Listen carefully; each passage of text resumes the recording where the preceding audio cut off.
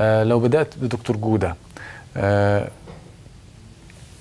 جملة أو جملتان يمكن أن تلخص لنا إنجازات الرئيس مرسي على مدى عام حتى الآن. يعني بداية بسم الله الرحمن الرحيم، بحيي حضرتك أستاذ يسري وبحيي مشاهديك الكرام.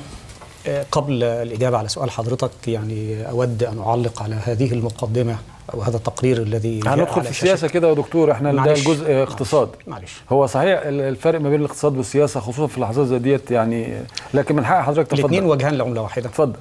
التقرير اللي أنا شاهدته الآن على شاشة الأون تي في والمقدمة النارية التي بدأت بها حضرتك،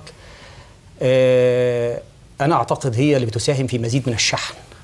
يعني أنا المحرض دلوقتي ومزيد من إحداث الفتنة. لا بعد إذن حضرتك، لا بلحظة واحدة، أنا دلوقتي حضرتك بتتهمني إن أنا محرض. أنا يعني كلماتي واضحة، أنا بقول حضرتك لا لحظة، أنا بسأل سؤال، أرجوك جاوبني سؤال. ما قلتش إن حضرتك نعم محرض، أو لا، لكن كلامي واضح ودقيق. لما أجيب المحرضين اللي الرئيس قاعد يستمع لهم وهم بيوصفوا الناس بأن هم أنجاس، وبيوصفوا اللي هينزلوا 30 يونيو بأن هم كفار ومنافقين، يبقى مين المحرض؟ طب تسمح لي بس أكمل وجهة نظري؟ اتفضل. التقرير اللي شاهدته على شاشة حضراتكم الآن والمقدمة النارية لحضرتك، أنا أعتقد مش فاهم يعني إيه نارية حضرتك؟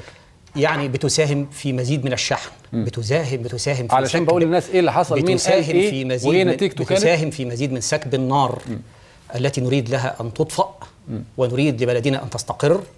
أنا أعتقد أن هذا الأمر يعني يجب أن احنا في مثل هذه المرحلة الحساسة من تاريخ وطننا العزيز أن احنا ننأى بأنفسنا عن هذا، وان احنا نقدم للناس رؤيه موضوعيه. عايز تفرض عليا اقول ايه؟ لا مش بفرض على حضرتك، لا مش بفرض على حضرتك، يعني عايز حضرتك، بس انا بقدم وجهه نظر. ايه اللي حصل؟ انا بقدم وجهه نظر، انت معايا حضرتك، ومن حقي ان انا اقولها ومن حقك انك ترفضها. انا ما بقولش وجهه نظر، من حقك انك ترفض، انا بنقل اللي حصل، من حقك انك ترفض. اود ان في البدايه ان اوضح ان المصريين هم جميعا مصريون، لا فرق بين مصري مسلم او مسيحي او سني او شيعي، وهذا هو عقيده وفكر الاخوان المسلمين.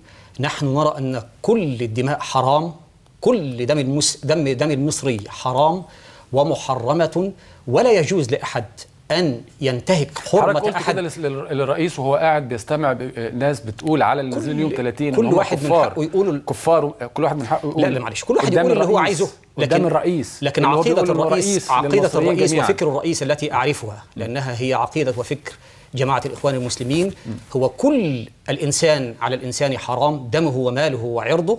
ونحن نرى أن المصريون هم جميعا مصريون، لا فرق بين مصري مسلم أو مسيحي أو شيعي أو سني. هذا الأمر اللي حصل، هذا الأمر نستهجنه وندينه بشدة، واللي فعلوا هذا يجب أن يقدموا للقضاء بشكل عاجل، وأن تتخذ معهم كافة الإجراءات القانونية والقضائية اللازمة. كمان اللي قال عليهم أنجاس ممكن برضو يتعامل، الكل يحاسب، من أخطأ الجميع يجب أن يحاسب. كمان اللي قال على الهنزول يوم 30 ان هم كفار ومنافقين، ده ما يعتبرش تحريض؟ انزلوا اقتلوا الكفار. من يخطئ بالقول أو الفعل يجب أن يقدم للقضاء، وأن نحترم كلمة القضاء في الجميع، وألا نستبق باتهامات لأحد دون ما تبين. اللي ارتكب هذا الفعل يجب أن يقدم للقضاء وأن يحاسب وأن تطبق عليه سيادة القانون. نريد في مصر أن تستقر دولة سيادة القانون، وأن يطبق القانون على الجميع، لا فرق بين تيار وآخر ولا اتجاه وآخر، ولكن لابد أن نحترم سيادة القانون. هذا الأمر ندينه ونرفضه بشدة، سواء بالقول أو الفعل. جميل. سواء بالقول أو الفعل. على المقدمة. نعم. يا ريت نبدأ بقى يعني الجزء الخاص بنا فيما يخص الاقتصاد. نبدأ بالجزء الخاص بالاقتصاد.